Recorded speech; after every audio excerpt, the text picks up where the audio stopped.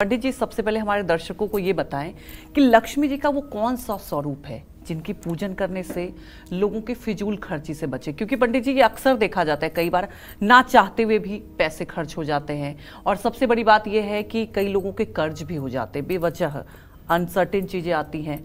तो ये आज हमारे दर्शकों को बताएं आप। देखिए, माँ महालक्ष्मी एक ऐसी देवी हैं जिनके रूठने पर इंद्रादिक मतलब इंद्र आदि देवता भी निर्धनता को प्राप्त हो जाते हैं, जो स्वर्ग के स्वामी हैं। और जब सामान्य जन से महालक्ष्मी रूठ जाएं तो कुछ पूछना ही नहीं है।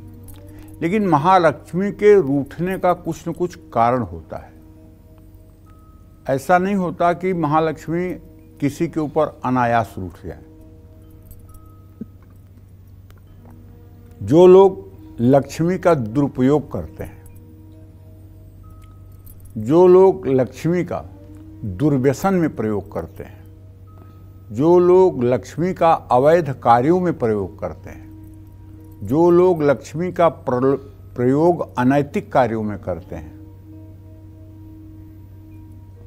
शास्त्र विरुद्ध आचरण करते हैं धन के द्वारा, उन्हीं से माँ लक्ष्मी रूठती हैं।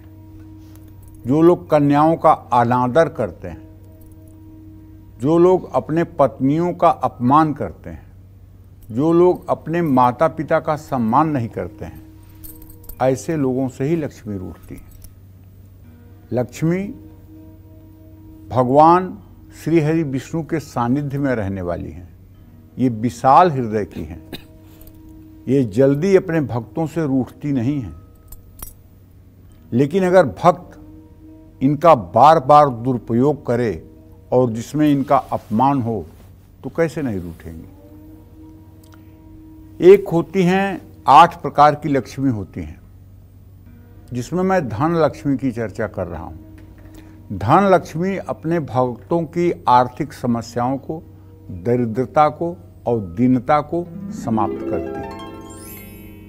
जिनके घर में रिद्धि सिद्धि धन दौलत नहीं है, जिन परिवारों में पैसे व्यर्थ में ही खर्च किए जाते हैं, कर्जा बहुत है, पैसों से जुड़ी काफ़ी परेशानियों ने परिवार को घेर रखा है, तो आपको धन लक्ष्मी की पूजा करनी चाहिए।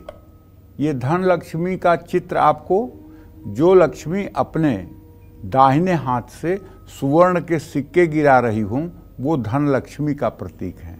कमल के फूल पे बैठी दाहिने हाथ से स्वर्ण वर्षा कर रही हूँ, ये धन लक्ष्मी है। उनका मंत्र है ओम धन लक्ष्म्यै नमः। किसी भी आर्थिक समस्या से मुक्ति पाने के लिए दुर्गा सप्तशती के अगर अर्गला स्तोत्र का रोज पाठ किया जाए, तब भी आर्थिक स्थिति में सुधार होता है। लेकिन ये सब उपाय ऐसे हैं कि इन उपायों से बहुत समय लग सकता है आपके जीवन का कष्ट दूर होने में।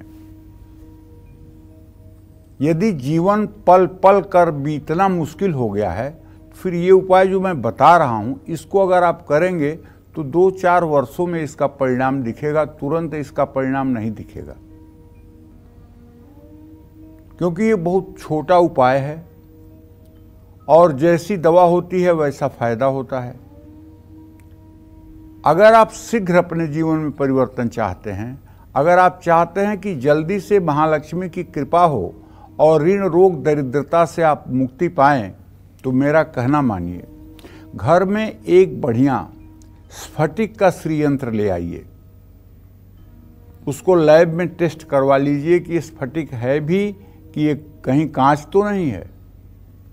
स्फटिक का श्रीयंत्र ले आइए, एक दक्षिणावर्ती शंख ले आइए और एक चांदी का सिंहासन बनवाइए श्रीयंत्र को रखने के लिए।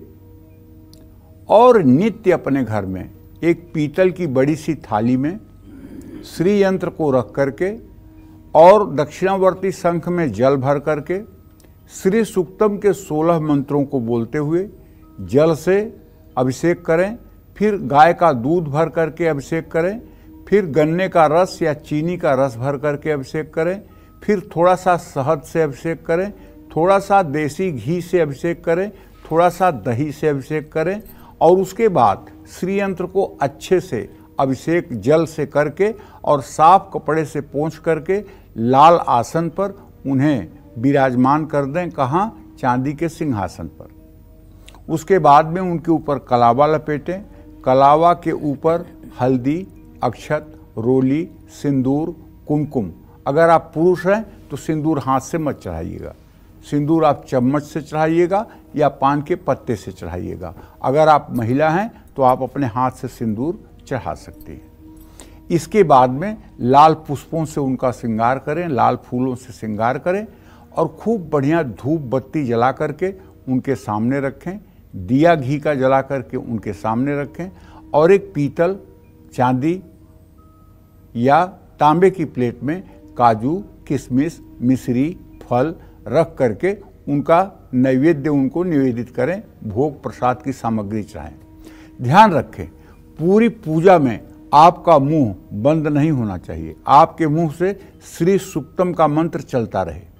अगर आपको याद नहीं है तो अब तो भगवान ने एक ऐसी व्यवस्था दे दी है कि आपके पास मोबाइल है, मोबाइल में यूट्यूब है, यूट्यूब में आप श्री सुक्तम लिख दीजिए और उसको चालू कर दीजिए। अब श्री सुक्तम के मंत्र चलने लगेंगे और मोबाइल को बगल में रख लीजिए और उसी के आधार पे आप भी बोलते रहिए, मोबाइल भी बोलता रहेगा और आप पूरी पूजा करते रहिए। आपके पूजा का संपूर्ण फल आपको प्राप्त होगा। इतना सब कुछ करने के बाद में माता की श्री यंत्र की कपूर से आरती कर लीजिए। आरती करने के बाद लगभग 24 मिनट के बाद उस प्रसाद को उठा लीजिए और प्रसाद को अपने घर के लोगों में स्वयं अपने सेवन करिए। ये उपाय अगर सुबह शाम इसी तरह से आप करना शुरू करें और इसके साथ साथ हर शुक्रवार को 16 दाने कमलगट्टे के, 5-6 गुलाब के फूल और थोड़ी सी रोली, थोड़ा सा चावल, ये एक प्लेट में मिला करके रख लें। गुलाब की पंखुड़ियों को तोड़ दें और जब आप पूरी पूजा कर लें, पूरी पूजा समाप्त हो जाए तो श्री सुक्तम के 16 मंत्रों को बोलते हुए एक कमलगट्टे का दाना, थोड़ा सा चावल, थोड़ा सा रोली, थोड़ा सा फूल आप श्री यंत्र पर चढ़ाएं और कहें पादुकाम पूजयामी तर्पयामी। ऐसा कहते हुए 16 बार श्री यंत्र पर ये आप अर्चन करें। मैं दावे के साथ कह सकता हूँ यदि ये उपाय आपने शुरू कर दिया तो मुझे इस कलिकाल में विश्वास है कि यदि आप बहुत जन्म जन्मांतर के अभागा नहीं हैं, शायद थोड़ा बहुत ही पाप है पूर्व जन्म का, तो ज़्यादा से ज़्यादा 100 दिनों के अंदर जिंदगी बदल जाएगी। और बहुत बुरा प्रारब्ध है, बहुत बड़ा पूर्व जन्म का श्राप है। अब देखिए ना, जैसे बुखार होता है तो कोई तो एक पैरासीटामॉल की गोली खा के ठीक हो जाता है और किसी को जो है इंजेक्शन लगाना पड़ता है और किसी को हॉस्पिटल में एडमिट करना पड़ता है। जैसे बुखार भी कई प्रकार का होता है, जैसे एक वायरल बुखार होता है, एक टाइफाइड होता है, एक मलेरिया होता है, एक चिकनगुनिया होता है। तो उसी तरह से दरिद्रता भी कई प्रकार की होती है। अगर थोड़ा बहुत पाप है तब तो मैं दावे के साथ कहता हूं कि 100 दिन के अंदर आपकी ज़िंदगी बदल जाएगी। लेकिन अगर प्रारब्ध का बहुत बड़ा खजाना है दरिद्रता का, तब तो उसको दूर होने में समय लग सकता है। लेकिन आपका धैर्य और आपकी आस्था और आपका विश्वास टूटना नहीं चाहिए। अगर आपका धैर्य, आस्था और विश्वास महालक्ष्मी में है तो एक दिन ये चमत्कार जरूर होगा, इसमें कोई संदेह नहीं है। जय मां विंध्यवासिनी।